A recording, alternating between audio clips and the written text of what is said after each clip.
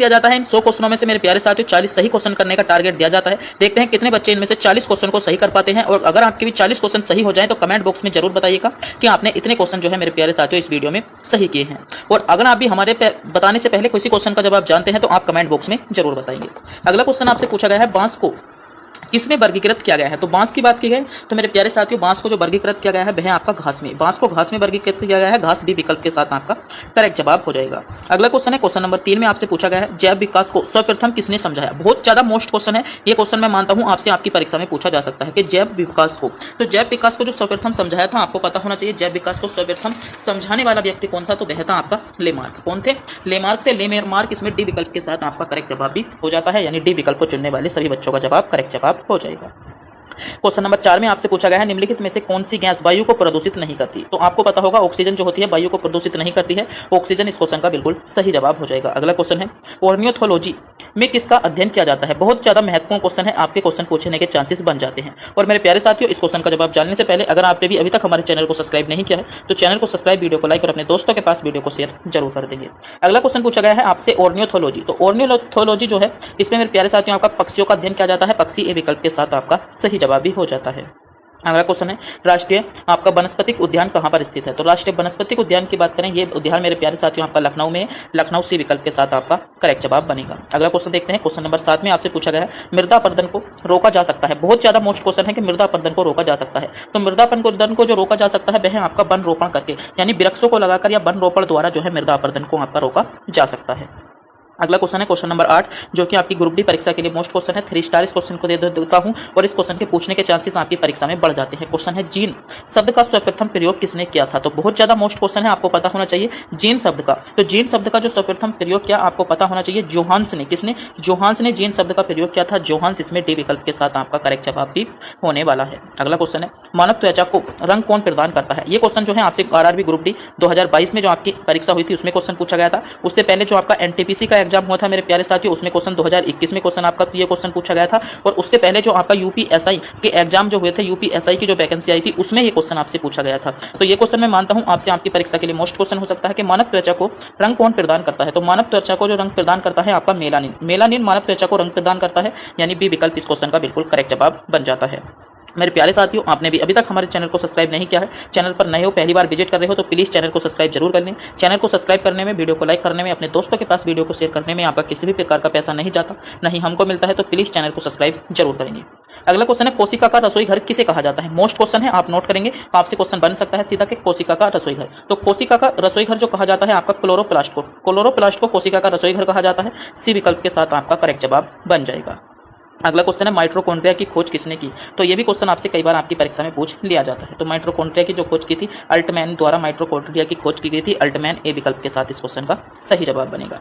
अगला क्वेश्चन है, पौधों में बाष्पोत्सर्जन की क्रिया किसमें होती है। तो पौधों में हम बात करें बाष्पोत्सर्जन की तो ये क्रिया मेरे प्यारे साथियों आपको पता होना चाहिए पूरे पौधे में होती है और पूरा पौधा इस क्वेश्चन का डी विकल्प के साथ आपका सही जवाब भी हो जाता है।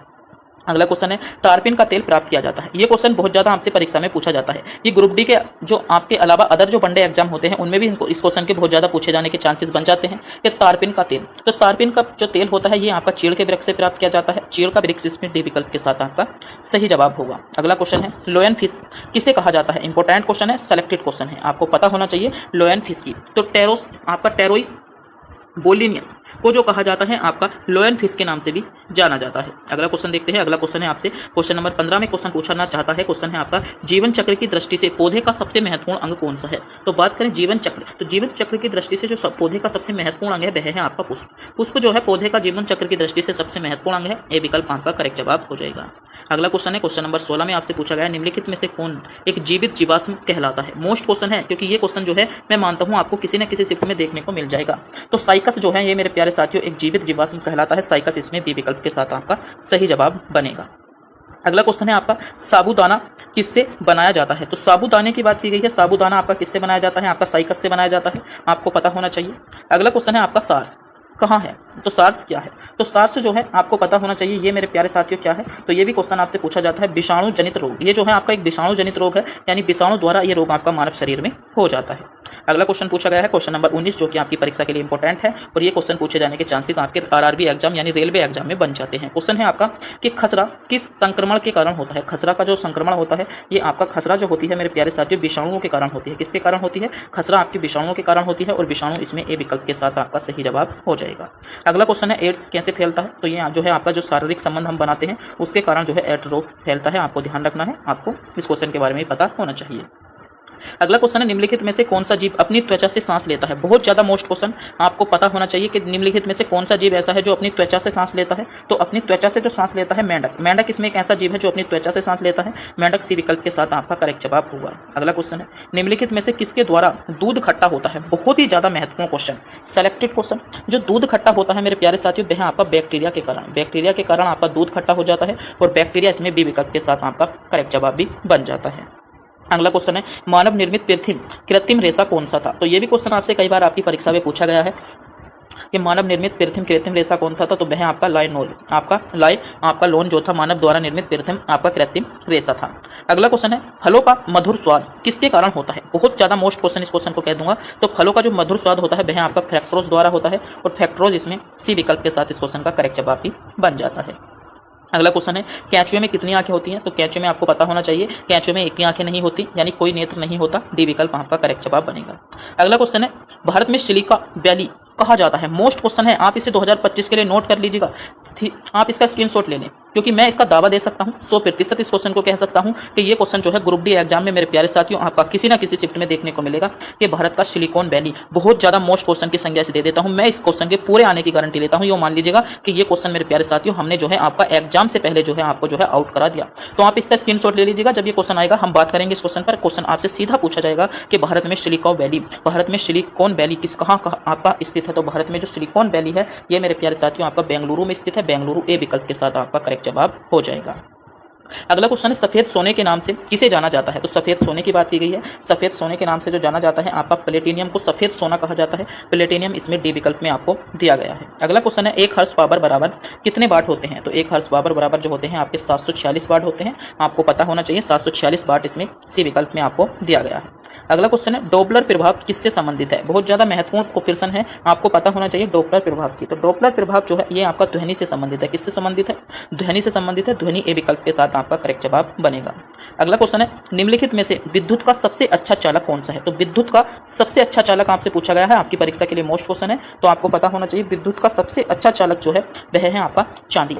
चांदी जो है इसमें विद्युत का सबसे अच्छा चालक है और चांदी सी विकल्प में आपको दिया गया है। अगला क्वेश्चन देखते हैं। क्वेश्चन नंबर 30 में क्वेश्चन आपसे पूछना चाहता है कि कौन सा जीव मिट्टी की उर्वरकता को बनाए रखता है। तो कौन सा जीव है जो मिट्टी की उर्वरकता को बनाए रखता है? केंचुआ जो है मेरे प्यारे साथियों ये मिट्टी की उर्वरकता को बनाए रखता है। आपको इस क्वेश्चन के बारे में पता चल गया होगा। अगला क्वेश्चन है क्वेश्चन नंबर 31 में आपसे बहुत ज्यादा आपकी परीक्षा में पूछा जाता है। महत्वपूर्ण क्वेश्चनों की श्रेणी में क्वेश्चन नंबर 31 आ जाता है। क्वेश्चन है आपका बिजली के बल्ब का फिलामेंट किस धातु का बना होता है। तो आपको पता चल गया होगा आपका कहाँ का बना होता है। ये जो होता है आपका टंगस्टन धातु का। टंगस्टन धातु का जो होता है फिलामेंट बना होता है। टंगस्टन डी विकल्प के साथ आपका करेक्ट जवाब हो जाएगा। अगला क्वेश्चन है हमारे आहार का निम्नलिखित में से कौन सा भाग हड्डी और दांतों की संरचना के लिए आवश्यक है। तो हमारे आहार का ऐसा कौन सा भाग है? तो कैल्शियम एक ऐसा भाग है जो हमारी मेरे प्यारे साथियों हड्डी और दांतों की जो है आपकी संरचना के लिए मेरे प्यारे साथियों आवश्यक है। तो कैल्शियम जो होगा इसमें सी विकल्प के साथ आपका सही जवाब बन जाएगा।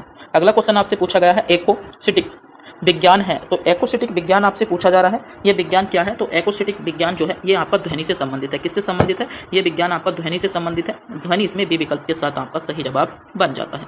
अगला क्वेश्चन आपसे पूछा गया है प्रकाश तरंग किस प्रकार की तरंग है।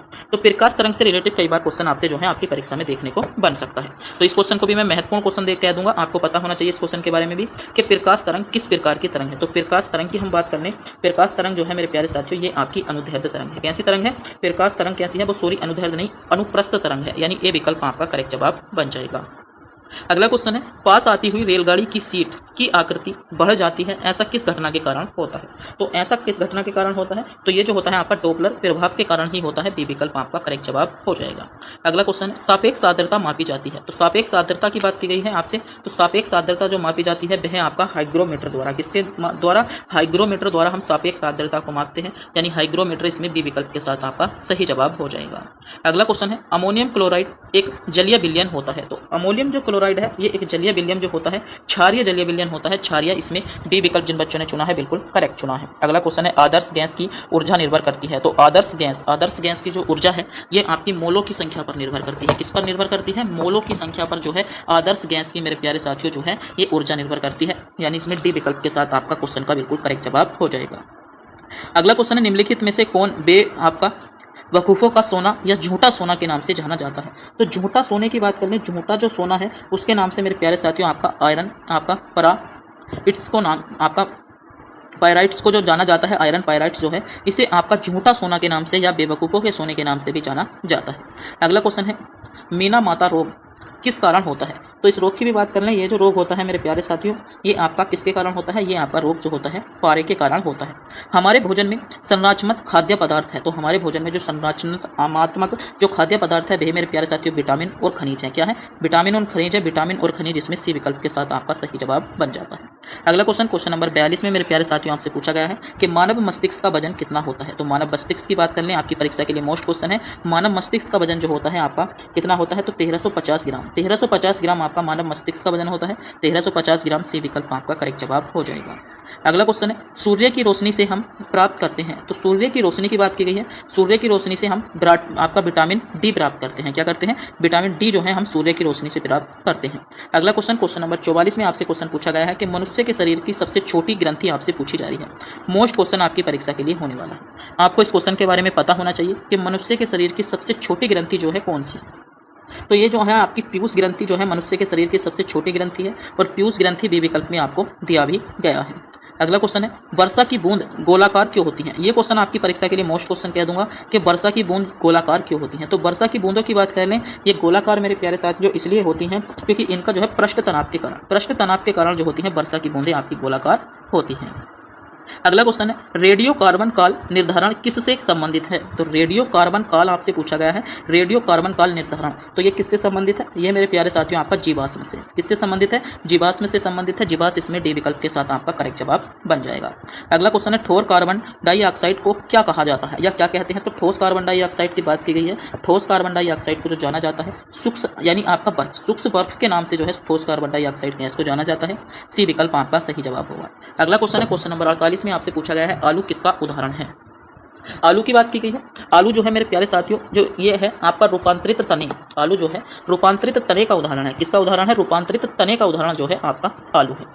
अगला क्वेश्चन है एक बेराल में कितने मीटर होते हैं? ये भी क्वेश्चन आपकी परीक्षा के लिए मोस्ट क्वेश्चन की श्रेणी में रख देता हूँ। क्वेश्चन पूछा जा सकता है कि एक बेराल में मेरे प्यारे साथियों 159 मीटर आपके होते हैं। अगला क्वेश्चन है लालटेन या लैंप की बत्ती में तेल किस कारण से ऊपर चढ़ता है? यानी जो आपके लालटेन या लैंप होते हैं उनकी जो बत्ती होती है उनमें तेल या मेरे प्यारे साथियों जो आपका होता है वह किस कारण चलता है? तो ये केशिका के कारण चलता है। किसके कारण? केशिका